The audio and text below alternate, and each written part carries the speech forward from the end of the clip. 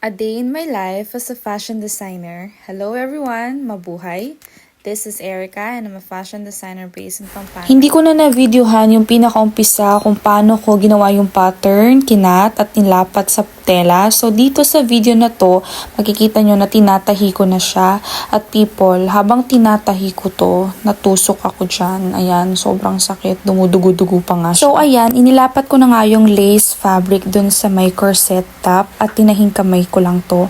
Hindi ko siya tinahi direkta dun sa makina kasi mahilig ako dun sa mga invisible stitching, yung hindi kita talaga yung mga tahi. At saka mas malinis siya for me kapag tahing kamay. So hindi ko muna rin ginupit yung pinaka-lace fabric kasi gusto ko mas lapat siya dun sa may corset top. At habang nananahinga ako, tuloy pa rin ang buhos ng ulan sa labas. Pakinggan nyo naman, people, sinong hindi aantokin yan? Diba? Parang hinihila ka talaga ng higaan. Sa mga oras na yan, inilalaban ko na lang talaga yung antok ko. Parang anytime po, kunin na ako ng liwanag at gusto ko nang sumama. Gusto ko nang mahiga. Sino ba naman di aantokin? People, napakasarap ng weather today. Umuulan-ulan, malamig. Pero hindi tayo pwedeng tamarin kasi nga magastos tayo. Charis. Wala din kasi akong mga helper people eh. Wala akong mga mananahi. Talagang ako lang yung gumagawa. Nagtatahi, nagbibids ng mga gown ko. Tataka man po kayo bakit ako marunong manahi. Nag-aral po ako ng garments and fashion and designing. Pero bago man po ako mag-aral dyan, bata pa talaga ako, mahilig na talaga akong manahi. Galing ako sa pamilya ng mga mananahi. Lumaki ako sa mga tiyahin ko ng mga mananahi.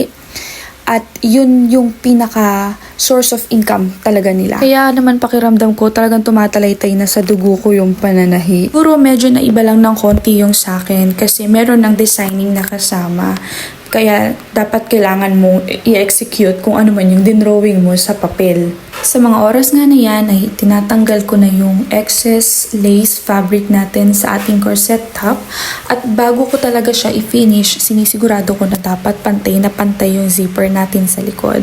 Pati na rin yung ating pinaka-lace sa likod.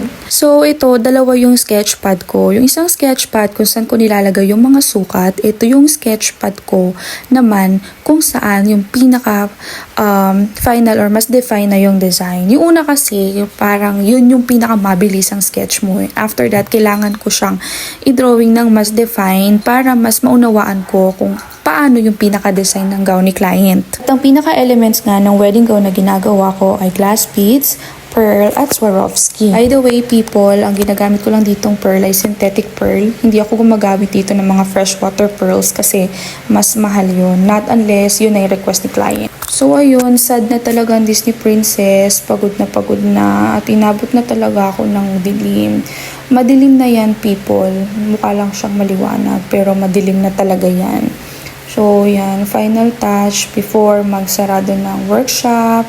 So, ayun na nga people, tapos na akong maglinis dyan ng katawan, nag-toothbrush ako, naghilamos, nag-skincare, and yun lang, hindi ako naligo. Ayoko naman ma-meet and greet ko agad si Lord. Nag-start siguro ko kaninang umaga ng mga 8 or 9, and wala rin naman pasok yung anak ko kasi nga may pa-announcement at mabilis yung school niya, kagabi pa lang nagpa-announce na walang pasok. So yan, papabango lang tayo ng konti para kahit nasa bahay, mabango pa rin tayo, fresh. And of course, I'm also a mom. So pinakain ko lang si Amber ng spaghetti at saka ng toasted bread. Tapos ayun, toothbrush ulit bago matulog. And yun, sa wakas, nakahiga na rin with my baby girl. Super good girl to, hindi niya inistorbo si mami. Magtatawagin niya lang ko kapag nagugutom siya. So, ayun lang po. Maraming salamat sa pag-watch ng aking vlog. Hanggang sa muli. Bye!